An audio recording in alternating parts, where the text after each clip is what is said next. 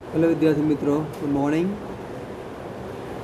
WCC wiring સબ્જેક્ટની અંદર chapter 2 elements of estimating and concepts of contracting. એટલે estimation કરવા માટે તમારે જે સ્ટેપ્સ શીખવાના છે એના મૂળ તત્વો એલિમેન્ટ જે છે શું હોય, કેવી રીતે થાય, એની કન્સેપ્ટ્સ ઓફ કોન્ટ્રાક્ટિંગ એટલે કોન્ટ્રાક્ટ આપવાનો હોય તો એના માટે તમારી પાસે અમુક બેઝિક નોલેજની પ્રોસેસ, શું કામ આપવો, કેવી રીતે આપવો, એની વિવિધ પદ્ધતિઓ, આ બધું આપણે જે છે ચેપ્ટર નંબર 2માં આપણે શીખી રહ્યા છીએ. લાસ્ટ સેશનમાં આપણે થોડું બેઝિક ઇન્ટ્રોડક્શન આપણે મેળવ્યું હતું. હવે આપણે આજે આગળ જઈએ. આજે આપણે કોઈ પણ એક પ્રોજેક્ટની કોસ્ટ વિશે વાત કરવાના છે. જો મિત્રો, આ ચેપ્ટરની અંદર મુખ્ય બે વાત, આમ તો ઘણી બધી વાત છે, પણ કોઈ પણ વસ્તુની તમારે પરચેઝ કરવી છે, કોઈ પણ ઇક્વિપમેન્ટ વસ્તુ એટલે કે તમારી પ્રોજેક્ટ ચાલે છે એમાં કોઈ પણ ઇક્વિપમેન્ટ પરચેઝ કરવું છે, તે પરચેઝની પ્રોસેસ જે છે આપણે ખાસ સમજવાની હોય. બીજું કે ફક્ત પરચેઝ માટે જ આપણે ટેન્ડર અને કોન્ટ્રાક્ટ ના આપીએ એવું ના હોય. ઘણીવાર તમારે જે છે લેબર વર્ક આપવાનો હોય, એના માટે પણ તમે ટેન્ડર બહાર પાડો છો. એક મોટી કંપની, ધારો કે ઉદાહરણ તરીકે આપણે એક મિસ્ટર એક્સ, આપણે એક્સ કંપની છે, એના પ્રેસિડેન્ટ છે મિસ્ટર વાય. ધારો કે હવે એક્સ કંપનીને અમુક ઇક્વિપમેન્ટની પરચેસ કરવાની જરૂર પડી તો મિસ્ટર ભાઈ શું કરશે કે ઇક્વિપમેન્ટ માટેની ખરીદી કરવા માટેના ટેન્ડર ફ્લોટ કરશે. તો એ ટેન્ડર બહાર પાડવા માટે ઘણું બધું શીખવું પડે, સમજવું પડે, ટેકનિકલ નોલેજ હોવું જોઈએ. એવી રીતે એ એક્સ કંપનીમાં કોઈ બિલ્ડિંગ બનાવવાનું છે, એનું બાંધકામ કરવાનું છે, તો એના માટેના ટેન્ડર મિસ્ટર વાય જે નામના CEO કે પ્રેસિડેન્ટ છે એ બહાર પાડશે. તો આ બે મુખ્યત્વે કોઈ બાંધકામનો કોઈ મોટો કોન્ટ્રાક્ટ આપવાનો હોય કે ઇક્વિપમેન્ટ્સની પરચેસ કરવાની હોય, એ બે પદ્ધતિઓ માટે આપણે ટેન્ડરિંગ કરીએ છીએ. તો હવે એ ટેન્ડર બહાર પાડતા પહેલાં ટેન્ડર વિશે આપણે વધુ પછી ડિટેલમાં ભવિષ્યમાં ભણશું. આપણે એનો મટીરિયલ કોસ્ટ, એના આપણે કોઈ પણ એક પ્રોજેક્ટનો ટોટલ કોસ્ટ છે ને આપણે પહેલાં વિચારવું પડે.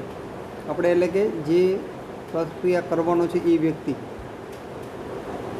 તો ટોટલ કોસ્ટનો એને આઈડિયા હોવો જોઈએ. ટોટલ કોસ્ટનો આઈડિયા કેવી રીતે આવે? તો કે એના માટે મુખ્યત્વે સૌથી પહેલાં મટીરિયલ કોસ્ટ. તમને એક અંદાજ હોવો જોઈએ. એ ધારો કે તમે એક મોબાઈલ પરચેસ કરવા જઈ રહ્યા છો, તો તમને અંદાજ હોવો જોઈએ કે મારે સ્માર્ટફોન લેવો છે અને મારે એની 6GB રેમ અને 64GB રોમ જોઈએ છે, અને મારે આવા સ્પેસિફિકેશન્સ જોઈએ છે. તો એની રેન્જ આપણને એક્ઝેક્ટ ખબર ના હોય, તો એની રેન્જ છે એ 10-12 હજારથી શરૂ થઈને 20,000 સુધીમાં હોય. હવે એમાં પછી કંપની વાઇઝ હોય. ચાઇનાની આટલી કંપનીઓના ભાવ આવા છે, કોરિયનની આ કંપનીના ભાવ આવા છે, અમેરિકાના કંપનીના ભાવ આવા છે. એ રેન્જ હોય, તમને રેન્જનો આઈડિયા હોવો જોઈએ. એટલે મટીરિયલ કોસ્ટમાં તમારી પાસે એક્ઝેક્ટ અમાઉન્ટ નથી, પરંતુ આશરે તમારે અંદાજ મેળવવો પડે અને એના માટે તમારે સ્ટડી કરવું પડે. હવે તો ગૂગલ ઉપર આપણને બધું જ મળે છે. તમારે જે ઇક્વિપમેન્ટ જોઈએ છે એના સ્પેસિફિકેશન તમારી પાસે ફિક્સ હોવા જ જોઈએ. પહેલાં તો એ ફિક્સ ન હોય તો કોઈ દિવસ તમે કોસ્ટ મેળવી શકતા જ નથી. એટલે પહેલું પગથિયું છે કે તમારી પાસે તમારી રિક્વાયરમેન્ટ નક્કી છે, એના સ્પેસિફિકેશન નક્કી છે, એની સંખ્યા નક્કી છે, પછી તમને એની એક્ઝેક્ટ મટીરિયલ કોસ્ટ મળી શકે. એક્ઝેક્ટ એટલે થોડો ±10% ફેરફાર થઈ શકે. પછી વાત આવે કે મારે મારા પ્લાન્ટની અંદર, મારા પ્રોજેક્ટની અંદર જેટલા ઇક્વિપમેન્ટ્સ જોઈએ છે એનું લિસ્ટ છે, એના સ્પેસિફિકેશન છે, એનું મટીરિયલ, એટલે કે મને મટીરિયલની ખબર પડી ગઈ તો ગૂગલ ઉપર હું સર્ચ કરીને એના એપ્રોક્સિમેટ ભાવ લઈ લઈશ. આશરે મને આઈડિયા આવી જશે મટીરિયલ કોસ્ટ. પછી એને ટેન્ડરિંગ આપણે કરીને એક્ઝેક્ટ આપણે જે કંઈ કંપની આપણને સપ્લાય કરવાની છે એને એક્ઝેક્ટ ભાવ મળશે એ વાત પછીની વાત છે. પછી બીજી વાત લેબર કોસ્ટ, મજૂરીનો ખર્ચો. તમે કોઈ પણ બિલ્ડિંગ બનાવો તો સિવિલ કન્સ્ટ્રક્શન બાંધકામનો ખર્ચો તો થાય ને. કારણ કે સિવિલ કન્સ્ટ્રક્શન તમે નથી કરતા, કે મટીરિયલ પરચેસ કર્યું, હવે એક બિલ્ડિંગ આપણે મોટું બનાવવાનું, એમાં આપણે મટીરિયલ સિમેન્ટ, રેતી, બધું વગેરે વગેરે બધું પરચેસની બધી મટીરિયલની વાત થઈ ગઈ, લોખંડના બધાના ભાવ થઈ ગયા. પછી બનાવવાનો ખર્ચો કેટલો, એમ લેબરનો ખર્ચો કેટલો, લેબર કોસ્ટ. લેબર કોસ્ટમાં પછી સ્કિલ્ડ લેબર આવે, સેમી સ્કિલ્ડ આવે, અનસ્કિલ્ડ આવે. વધારે ડિટેલ પછી આપણે ભણશું ભવિષ્યની અંદર. પણ લેબર, આ બધા કેવા પ્રકારના લેબરની જરૂર છે તમારી પાસે? તમારે એન્જિનિયરની જરૂર છે, સુપરવાઇઝરની જરૂર છે, કડિયાની જરૂર છે કે દાળિયાની જરૂર છે. 4 અલગ અલગ કેટેગરીના ભાવ અલગ અલગ હોય. દાળીઓ હોય એ વસ્તુ અલગ છે, કડીઓ છે એનો ભાવ અલગ છે, સુપરવાઇઝરને પગાર અલગ હોય, એન્જિનિયરનો પગાર અલગ. બહુ મોટો પ્રોજેક્ટ હોય તો એન્જિનિયરની પાછળ મેનેજર હોય એનો પગાર પાછો અલગ. બરાબર. હવે આજે લેબર કોસ્ટ અને મટીરિયલ કોસ્ટ જે છે એ કયા કયા પરિબળો ઉપર આધાર રાખે, બીજી એની ચર્ચા કરવાની. હવે તો તમારી સાઇટ કેવા લોકેશનમાં છે, એ રિમોટ છે. જે રિમોટ સાઇટ હશે તો તમને એનું ટ્રાન્સપોર્ટેશન મોંઘું પડી શકે છે. મટીરિયલ કોસ્ટમાં તમે વસ્તુ મંગાવો, રિમોટ લોકેશનમાં હોય અથવા હિલી એરિયામાં હોય તો ટ્રાન્સપોર્ટેશન મોંઘું પડે. બીજું કઈ સિઝનમાં તમે મટીરિયલ મંગાવો છો એની પર પણ ડિપેન્ડ કરે. સિઝનલ એટલે એના કારણે ટ્રાન્સપોર્ટેશનમાં ફેરફાર થાય. અમુક વાર તમારે ધારો કે સિઝન મંદ હોય, મંદીના સમયમાં, તો મંદીના સમયમાં શું પ્રશ્ન થાય? પ્રશ્ન થાય, ફાયદો થાય. મંદીના સમયમાં શું ફાયદો થાય કે આપણને ટ્રાન્સપોર્ટેશન કોસ્ટ સસ્તી પડવાની શક્યતા વધારે છે. એટલે કે તમને વાત સિઝન ઉપર પણ ડિપેન્ડ કરે. એટલે લેબરમાં તમે તહેવાર હોય, ધારો કે રાજસ્થાનથી તમારે લેબર આવે છે, હોળીનો તહેવાર છે, તો લેબર પાછળ જતા રહેશે. હવે એવા સમયે તમારે જરૂર છે જ તે રોકવા જ છે, તો વધારે પૈસા આપીને તમારે રોકવા પડશે.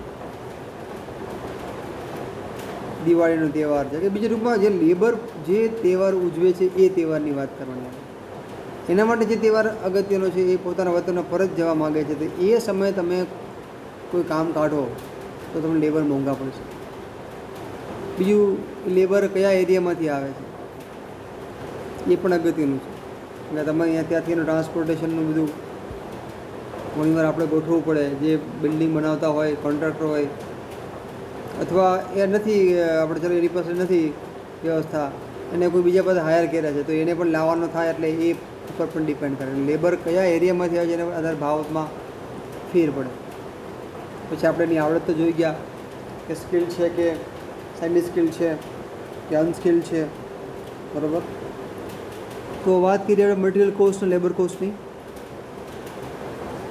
મેં તમને ખાસ એના પરિબળો બતાવ્યા, ફેક્ટર્સ કે કઈ સિઝનમાં જોઈએ છે, કયા એરિયામાં તમે મંગાવો છો, અને તમારી સાઈડ કઈ જગ્યાએ છે. હાઇટ ઉપર છે, હિલી એરિયામાં છે, રિમોટ એરિયામાં છે. જે એરિયામાં છે ત્યાં રસ્તા કેવા છે, તો જે એરિયામાં છે ત્યાં રહેવા જમવાની સગવડતા કેવી છે, એના આધારે તમારા લેબર જે છે એ આવશે નહીં આવશે.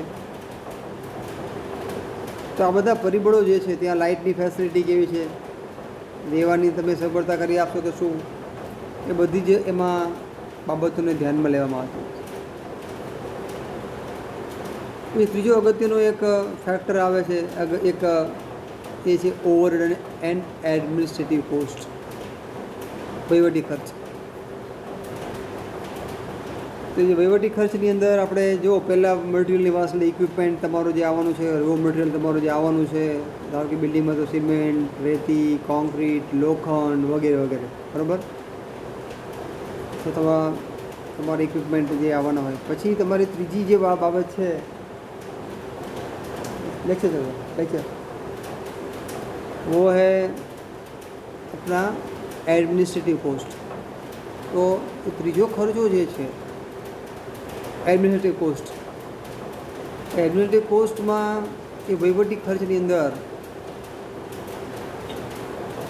તમે જે કંઈ કાર્ય કરી રહ્યા છો એની એક ઓફિસ હોય, એનું પેપર વર્ક હોય, ગવર્મેન્ટની તમારે મંજૂરી જાત જાતની લેવાની હોય, બધાને બિલ પાસ કરવાના હોય, તમારે સરકારના અલગ અલગ વિભાગના અલગ અલગ અધિકારીઓને તમારી જે ફાઇલો બનાવીને મોકલવાની છે મંજૂરી માટેની, એના માટેનો સ્ટાફ તમારો હોય.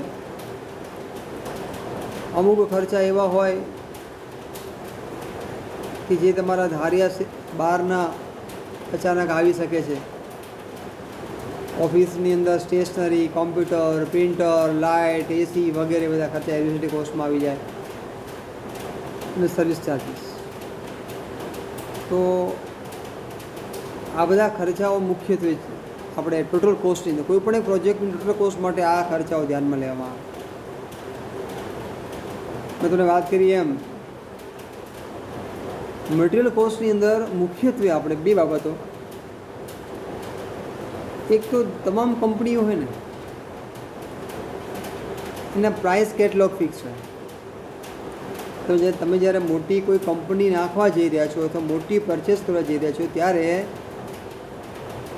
તમે સપ્લાયર પાસેથી એના પ્રાઇસ કેટલોગ મંગાવી લેવાના એડવાન્સમાં.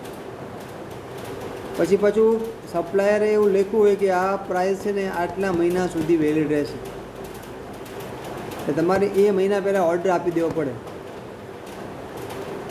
ધારો કે એ મહિનામાં તમે ઓર્ડર રિલીઝ કરતા નથી તો એનો મતલબ એવો થઈ શકે કે એ એટલા મહિના પછી એના ભાવ વધઘટ થઈ શકે. એવું પણ મને ઘટી પણ જાય, એવું પણ મને વધી પણ જાય. સામાન્ય રીતે કોઈ ઘટે તો નહીં જ, ભાવ વધે શક્યતા વધારે.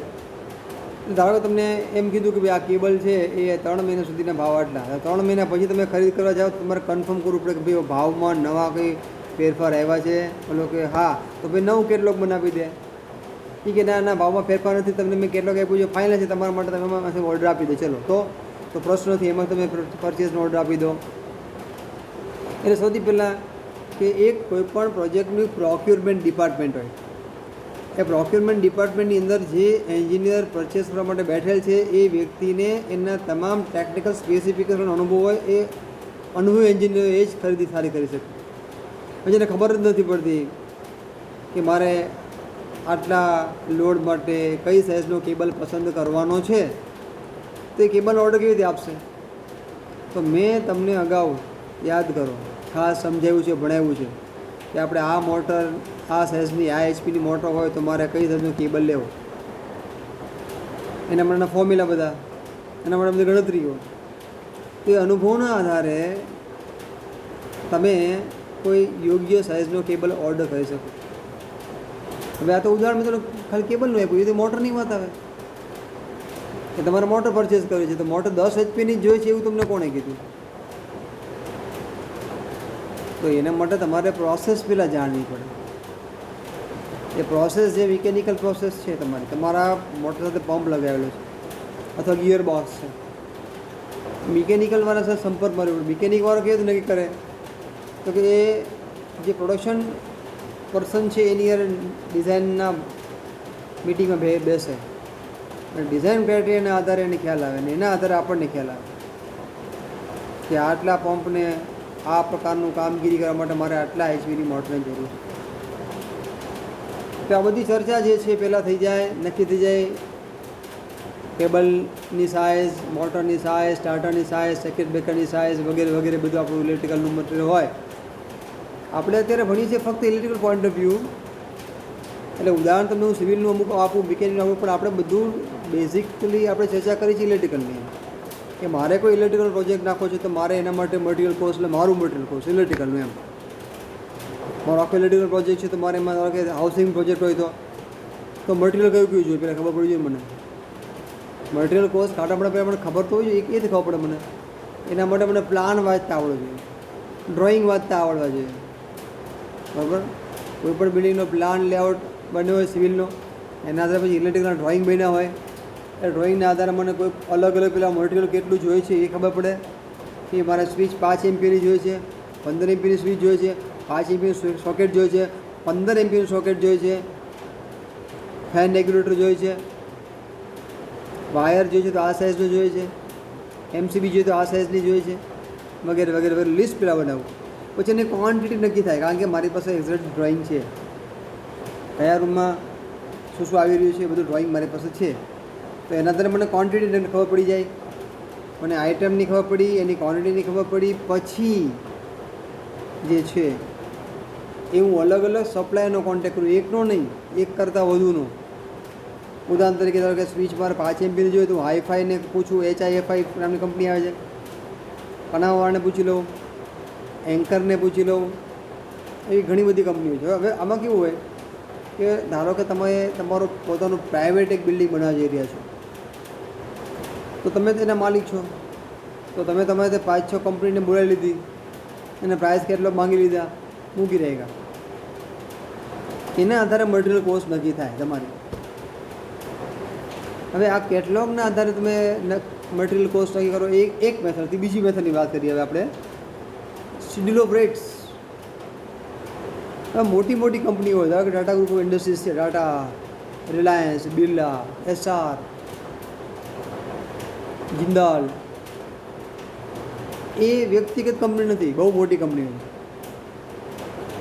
અને એને આખા વર્ષની રિક્વાયરમેન્ટ હોય, કારણ કે એના મોટા મોટા બ્રાન્ડ હોય, એમાં સ્વિચો બગડવાની હોય, મોટરો બગડવાની હોય, કેબલો બગડવાના હોય, અને નવું નવું કામ પણ આવતું હોય. એટલે એણે છે ને શિડ્યુલ ઓફ રેટ્સ ફાઇનલ કરેલા હોય. ધારો કે રિલાયન્સ કંપની છે, તો કેબલ સપ્લાય કરનારી 4-5 કંપની સાથે એને SOR બનાવી નાખ્યા હોય, અને SORની પછી મર્યાદા હોય, ટાઈમ લિમિટ હોય કે 6 મહિના કે વર્ષ સુધી. એ ટાઈમ નક્કી કોણ કરે? રિલાયન્સ વાળો નક્કી કરે, અને કેબલ સપ્લાય કરવાવાળો બંને નક્કી કરે ભેગા થઈને કે ભાઈ રિલાયન્સ વાળા CCI ધારો કે નામની કંપની કેબલ માટે ચર્ચા કરે અને SOR ફાઇનલ કરે, તો CCR અને રિલાયન્સ બે ફાઇનલ કરે કે હું તમને આજે ભાવ આપું છું, 1 વર્ષ પૂરતા મર્યાદિત રહેશે, 1 વર્ષ પછી આપણે નવા ભાવની ચર્ચા ત્યારે કરશું, જે તે સમય. એમાં લખ્યું હોય SORમાં કે આ સાઇઝનો કેબલ તમારે આ ટાઈપનો આવવો જોઈએ ને તો એનો ભાવ આટલો, આ સાઇઝનો કેબલ આવવો જોઈએ ને તો ભાવ આટલો. એ કહેવાનો મિનિંગ શું થયો કે શિડ્યુલ ઓફ રેટ્સની અંદર કોઈપણ પર્ટિક્યુલર ઇલેક્ટ્રિકલ આઇટમ સપ્લાય કરવા માટે સપ્લાયર અને પરચેઝર વચ્ચેના એક કોન્ટ્રાક્ટ થયા હોય. એ કોન્ટ્રાક્ટ પણ કરનાર કોણ હોય? તો એ કંપની ધારો કે રિલાયન્સ કંપની તરફથી એનો એક એક્સપિરિયન્સ એન્જિનિયર હોય, અને એનો એક પરચેસનો મેનેજર હોય. એ CCI કંપનીમાંથી એનો સપ્લાયર હોય, એ બેઠો હોય અને ફાઇનલ કરે કે ભાઈ અમને આટલા ભાવે પોસાશે. બંનેને જે ભાવ અનુકૂળ આવે તો SOR નક્કી થાય. ધારો કે CCI વાળો કે ભાઈ મારો આટલો ભાવ, રિલાયન્સ વાળો કે ના હું ભાવ નહીં આપું, બંને વચ્ચે સમાધાન થાય જ નહીં, કોઈ એક ડીલ ઉપર એક ભાવ ઉપર પહોંચે નહીં તો SOR ના બને. તમે જે રીતે શાક લેવા જાઓ છો, શાકમાં તમે એમ કીધું મને દૂધી 20 રૂપિયા કિલો આપ, વેચવાવાળા કે ના ભાઈ અત્યારે ભાવ 30 રૂપિયા છે, બોલ ઓછું નહીં થાય. ઓલો કે તું ભાઈ વધારે લે છે, તું ઓછા કર. ઓલો કે 30થી ઘટશે નહીં, તમે કોને અમારે 20થી વધારે આપવાનું, તો તમારે ત્યાંથી જતા રહેવું પડે.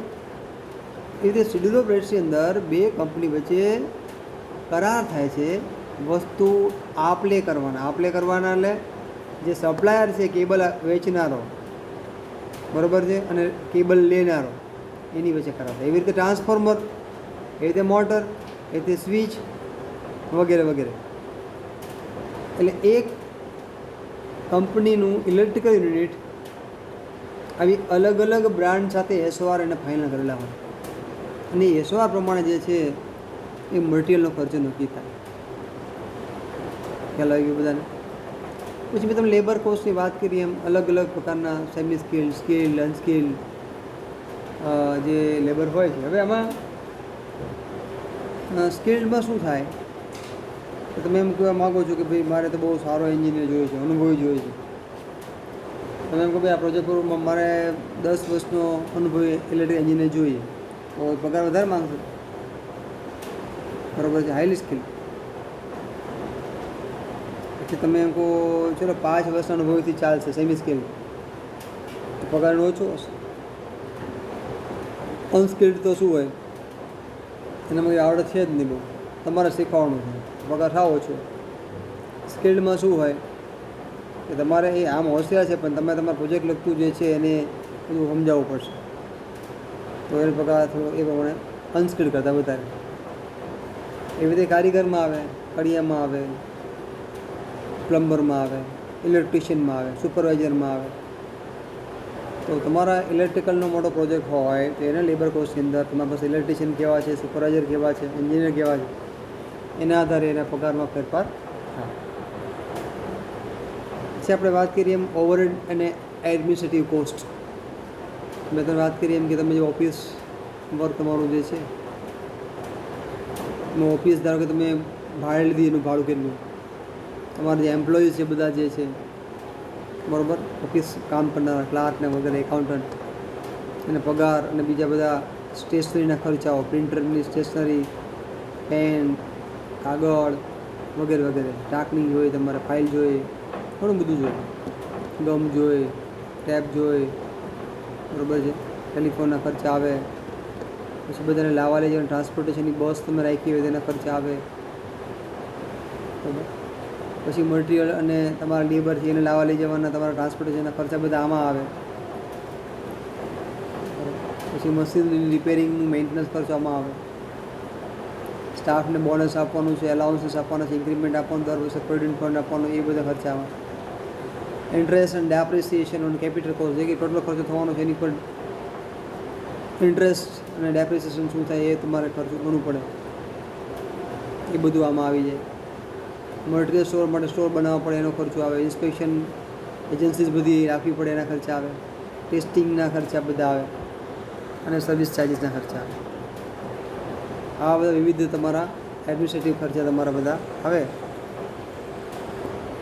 હવે પછી આપણે એસ્ટિમેશનની અંદર સ્પેશિયલ ચાર્જીસ અમુક જે લાગે એની વાત કરી લઈએ. ખાસ કરીને ઇનડાયરેક્ટ મટીરિયલ કોસ્ટ અને ડાયરેક્ટ મટીરિયલ કોસ્ટ. મુખ્યત્વે ઇનડાયરેક્ટ મટીરિયલ કોસ્ટ અને ડાયરેક્ટ મટીરિયલ કોસ્ટની પહેલાં વાત કરીએ તો ડાયરેક્ટ મટીરિયલ કોસ્ટ તો આપણે અગાઉ ચર્ચા કરી ગયા. એ ડાયરેક્ટ મટીરિયલ કોસ્ટ આપણે બે રીતે એસઓઆરમાંથી અથવા પ્રાઇસ શેડ્યુલમાંથી મેળવતો. પણ ઇનડાયરેક્ટ મટીરિયલ કોસ્ટ એટલે શું? તો નોર્મલી તમે એકદમ વ્યવસ્થિત પ્લાનિંગ કર્યું છે, મટીરિયલ લિસ્ટ બનાવ્યું હતું,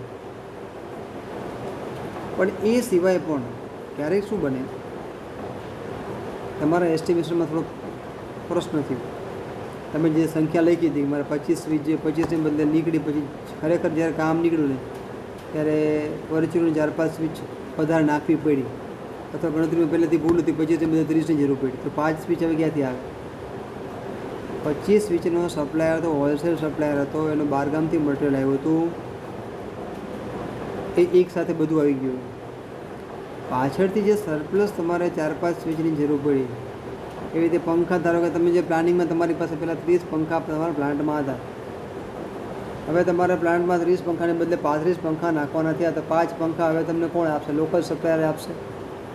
5 પંખા વધે એટલે 5 સ્વિચ વધે, સ્વિચ બોર્ડ વધે, એના રેગ્યુલેટર વધે, બધું મટીરિયલ તમારું એસ્ટિમેશનમાં નહોતું એવું નવું નીકળે. તમે મટીરિયલમાં પંખા નવા નીકળે એટલે બધું એની હારે બધું નવું નીકળે, વાયર નવા નીકળે, એના સ્વિચેસ નવી નીકળે લેવી પડે, રેગ્યુલેટર નવા આવે, એના માટે પાઇપો નવી આવે, સ્ક્રૂને બધું જે અગાઉ તમે ગણતરીમાં લીધેલ નથી એવું મટીરિયલ તમારે લાવવું પડે. તો આવો ખર્ચો આવે એને કહેવાય ઇનડાયરેક્ટ મટીરિયલ કોસ્ટ. એટલે કે જે તમે મટીરિયલ ડાયરેક્ટ મટીરિયલમાં તમે એડ કરેલ નહોતું, તમે એમાં ગણતરીમાં લીધેલ નહોતું, એવું મટીરિયલ તમારું બધું ઇનડાયરેક્ટ મટીરિયલમાં આવે. આવો ખર્ચો ઓછો હોય છે, પરંતુ આવે ખરો, ગણતરી તમારે રાખવી પડે કે ભાઈ ટોટલ મટીરિયલ કોસ્ટના 10% કે 15% કે 20% મારે ઇનડાયરેક્ટ મટીરિયલની જરૂર પ્રોજેક્ટમાં પડશે, એવું ગણતરી પહેલેથી રાખવી જ પડે. એવી રીતે ઇનડાયરેક્ટ લેબર કોસ્ટ, ડાયરેક્ટ અને ઇનડાયરેક્ટ બંને. કે ડાયરેક્ટ લેબરમાં પહેલાં આપણે ગણતરી કરી હતી કે ભાઈ મારે 15 ઇલેક્ટ્રિશિયનની જરૂર છે, 15 સુપરવાઇઝરની જરૂર છે, 15 મારે દાડીની જરૂર છે, ઉદાહરણ તરીકે. 2 એન્જિનની જરૂર છે. પછી પ્રોજેક્ટની સાઇઝ પ્રમાણે મને એવું લાગે કે કામ વધી ગયું તો મારે ઇલેક્ટ્રિશિયન વધારે બોલાવવા પડે, સુપરવાઇઝર વધારે બોલાવવા પડે, તો એ ખર્ચો વધી ગયો. એ બધું ઇનડાયરેક્ટ લેબર કોસ્ટમાં આવે. પણ મેં ફરી તમને અગાઉ વાત કરી એમ એ ઇનડાયરેક્ટ લેબર કોસ્ટ છે. ડાયરેક્ટ લેબર કોસ્ટના 10થી 20% આવે, વધારે ના આવે. પણ એ તમારે ગણતરી રાખવી પડે, બરાબર છે. પછી અને આ કોના પર ડિપેન્ડ કરે ફરી પાછું કે તમારે જે એક્સ્ટ્રા મટીરિયલની જરૂર પડી એ મટીરિયલ તમને કઈ જગ્યાએથી મળશે, નજીક તમારા પ્રોજેક્ટની નજીકમાં મળશે કે દૂરથી મળશે, એમ એના આધારે તમારો ભાવ જે છે એ નક્કી. ઇનડાયરેક્ટ લેબર કોસ્ટની જે વાત કરી એમાં પણ ફરી પાછું એ જ વસ્તુના પરિબળ આવે. તમારે જે એક્સ્ટ્રા લેબરની જરૂર પડે છે, બરાબર, તો એ કેટલા અંતરથી લાવવાના છે, એના માટે બસની વ્યવસ્થા શું કરવાની, કેવા પ્રકારના કામ માટે જરૂર પડી છે, સિઝન કેવી ચાલે છે, અને એનો સમયગાળો તમારે ઘણીવાર તમારે નાઇટ શિફ્ટ માટે માણસોની જરૂર પડે. હવે નાઇટ શિફ્ટ માટે માણસો માગો તો કદાચ પગાર તો વધારે પણ આપવો પડે. પછી જે તમારે માણસોની જરૂર પડી એ કેવા સ્કિલ્ડ જોઈએ છે, એને ટેકનોલોજી કેવી પ્રકારની આવડતી હોવી જોઈએ, તમારી રિક્વાયરમેન્ટ શું છે, એના આધારે પણ એને ભાવ કરતા. અને ફિઝિકલ અને મેન્ટલ કન્ડિશન ઓફ વર્કર કેટલો હોશિયાર તમારે જોઈએ છે એના આધારે કેટલો મજબૂત જોઈએ છે, અને વજન ઉપાડવા માટે માણસોની જરૂર હોય તો ભાવ એને અલગ હોય. તો આવી રીતે આ બધા ચાર્જીસની ગણતરીમાં આપણે લઈએ ત્યારે આપણે એક પરફેક્શન મારું એસ્ટિમેશન અને કોસ્ટિંગ આપણે તૈયાર કરી શકીએ. તો આ બધા પરિબળો આપણે કોસ્ટ માટે આપણે સમજ્યા. આ ટૉપિક આપણો આજની પૂરું કરીએ છીએ. બધું આપણે આવતા લેક્ચરમાં ભણીશું. Thank you.